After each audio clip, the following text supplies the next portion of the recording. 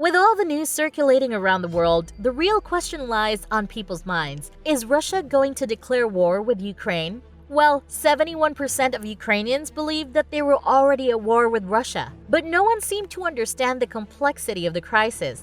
In this video, we will shed some light on why this is all happening. Surprisingly, the answers can be found in history. Unraveling how there was a time that Kyiv was more powerful than Moscow, or the time when Ukraine and the United States were adversaries. To understand all these issues, stay and watch this video further, especially the part to explain why the Russian president, Vladimir Putin, became so obsessed with Ukraine. Our stories stem from the 9th century when Kievan Rus became the home of the Slavic people and Kyiv as their capital city.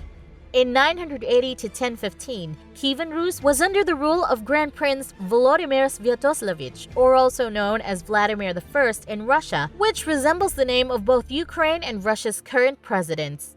Anyway, both countries have drawn lineage from the Slavic state, but a lot has changed in the following century. Some of these changes led Ukraine to fall under the rule of Russia. In the 1990s, the two countries rose as two Soviet republics, with Russia as the most powerful among the 15 existing republics, followed by Ukraine as the second most powerful. They had defense industries, extensive agricultural lands, and housed massive amounts of the Soviet nuclear arsenal. During the Cold War, Ukraine became an arch-rival of the United States until the Soviet Union collapsed in 1991 and the two countries became independent. Ukraine inherited the Soviet nuclear arsenal, but later surrendered it to Russia in 1994. In exchange for this, Moscow guaranteed that they would provide Ukraine with the security they needed and respect the country's sovereignty as they signed the Budapest Memorandum, along with the following countries: Belarus, Kazakhstan, the United Kingdom, and the United States. That's it for the history aspect. Let's fast forward to November 2013 when Viktor Yanukovych was the president of Ukraine. He was known to be heavy-handed, corrupt, and is openly pro-Moscow. In 2013, he turned down a European Union deal, which could have been a chance for greater integration for their country. Instead, Yanukovych decided to accept a $15 billion bailout from Russia, which caused many Ukrainians to feel like they were being sold to Moscow, so they started protesting. They were called Euromaidan since the protest is about Europe, and Maidan Nazalezhnosti because it happened in Kyiv Maidan, known as the Independence Square today. Protesters gathered and shouted in this place, expressing their beliefs that the EU deal should be signed and that Yanukovych must step down as president.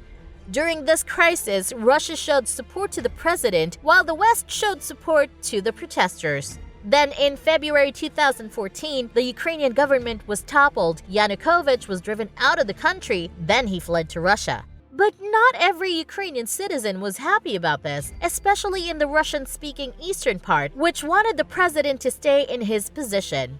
Now with all of this happening, the minority felt disenfranchised and over the border.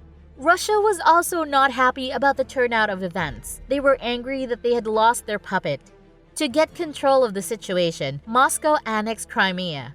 Now you might ask why Crimea entered the picture. Zooming into this part, Crimea is a peninsula located in the Black Sea. In 1954, Nikita Khrushchev, the Soviet leader, transferred Crimea from the Russian Soviet Socialist Republic to the Ukrainian Soviet Socialist Republic, hoping that the transfer would bring strength to the brotherly ties of the two countries' people. So since both Russia and Crimea were already part of the Soviet Union, this transfer did not impact Ukraine that much. Then, when Ukraine became independent in 1991, Crimea joined and it was given special autonomy. So even though it remained home to some Russian military bases, Moscow promised to respect the Crimean autonomy. Many in Russia had the impression that Crimea should not have been granted to join Ukraine. In 2014, after Yanukovych was outed from Ukraine, the Russian military saw this as an opportunity to seize government buildings in Crimea.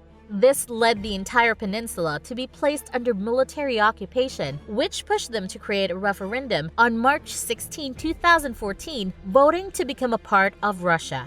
The question, however, remains on whether this voting event was legitimate.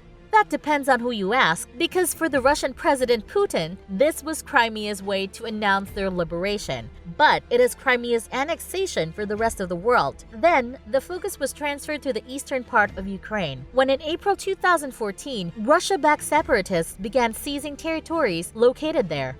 At first, the Ukrainian forces did not fight back, but later, on July 17, 2014, a Malaysian airline flight carrying 298 individuals was shot down by the rebels. The Ukrainian forces decided to flush back and fight the insurgents. So the separatists were starting to lose ground, so the Russian army decided to step in. They invaded eastern Ukraine, then fought beside the rebels. Following this event are talks between the two countries and the West. Then the Minsk Agreement, also known as the Minsk Accords, happened in 2014. This signifies that both sides agreed to ceasefire military withdrawal and Ukraine agreed to hold elections in rebel-held areas. But for 8 years, the Minsk Accords still remained to be unimplemented. As seen by most of us when looking at the map, Ukraine covers an area of 603,550 square kilometers. It has 44 million people with a GDP of $155 billion and a per capita of more than $3,700. This made Ukraine the most prominent European country standing strong, Russia excluded. Presently, Ukraine is divided into two parts, West and East, wherein many differences can be seen in this division. The western part is closer to the West, and the eastern region is more comparable to Russia.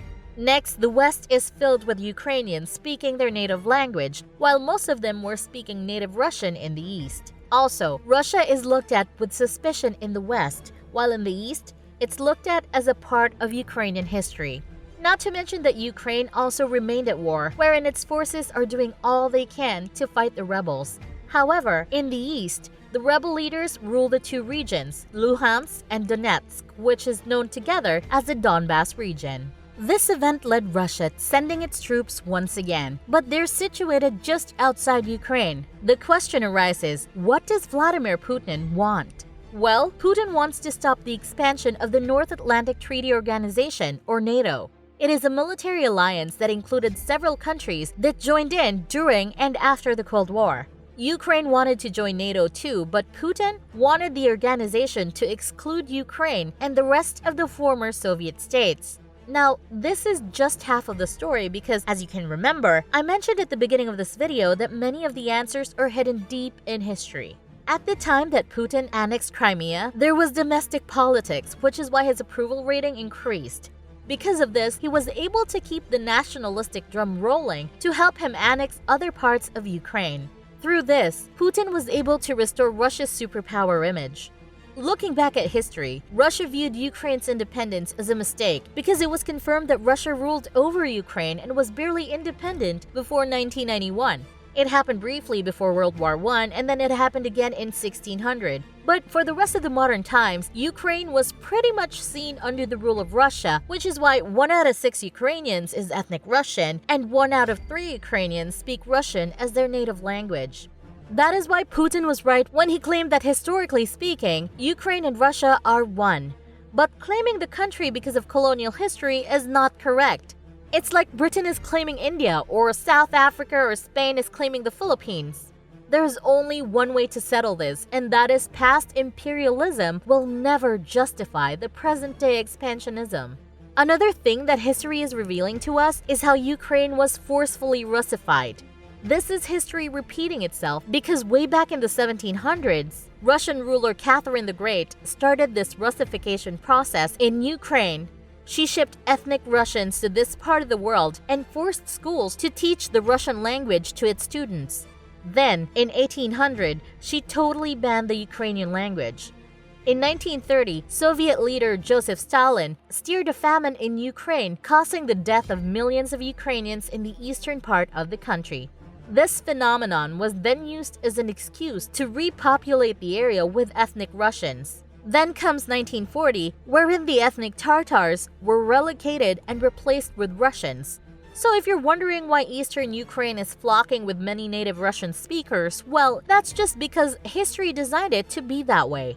Russia always considered eastern Ukraine as something dear to them, mainly because it has a lot of resources like coal, iron, and fertile lands.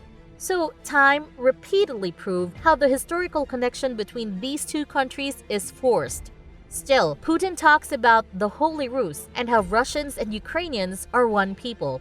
But when the Ukrainians were asked about the statement, 70% rejected it, 72% started seeing Russia as a hostile state, 33.3% were ready to fight back against Russia, 21.7% were prepared to stage a civil resistance, 67% wanted to join the EU, and 59% wanted to join the NATO. Then, currently, Volodymyr Zelensky has taken over the position of Ukraine's president. He won through a landslide victory wherein 73% of the Ukrainian citizens voted him to power last 2019 elections. He has been a vocal critic of Russia ever since he stepped into his position. He openly criticized the Russian government and its occupation of the eastern part of Ukraine. Now, Zelensky is considered the pulse of Ukraine, who wants to fight and remain independent from Russia. But the Russians are not giving up because Vladimir Putin also wanted to be the president who revives the Russian imperialism, not realizing how the world has moved on. And that's it for today's episode. Thank you for watching.